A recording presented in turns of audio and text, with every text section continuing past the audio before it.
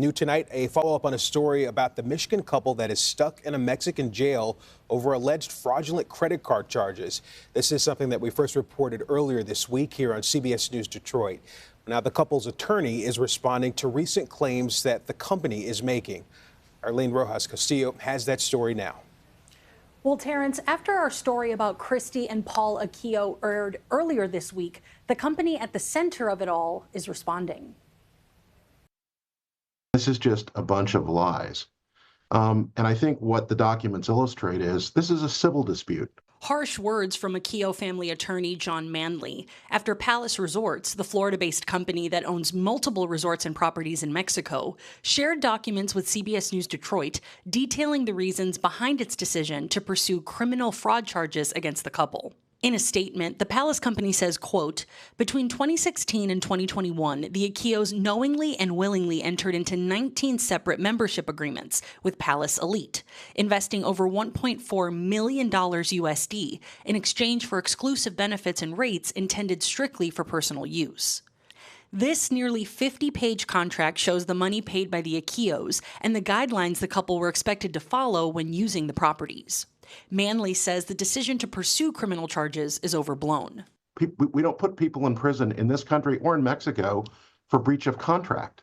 Okay? This is a timeshare, not a crime share.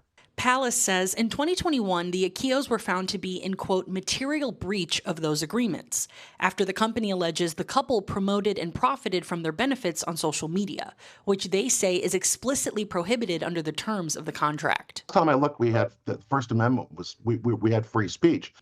Palace says they notified the Aquillos of the violation and sent the couple a waiver they signed in April 2022, where they acknowledge what they did and agree to refrain from posting any future comments about the company.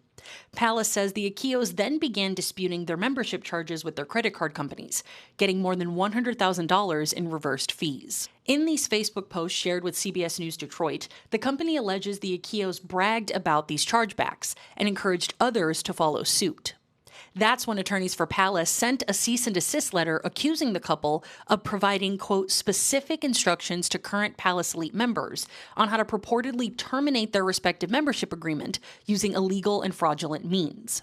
That led Palace to file a criminal complaint against the couple in August 2023.